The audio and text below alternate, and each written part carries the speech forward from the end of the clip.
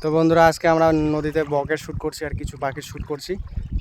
তোমাদেরকে দেখাবো, তোমরা ভিডিওটা কন্টিনিউ করো। তো হচ্ছে এটা নদী হয়, এই নদীতে আমরা বকের শ্যুট করছি। হাসিস? তো আমাদের নতুন অতিথি তো হাসছে।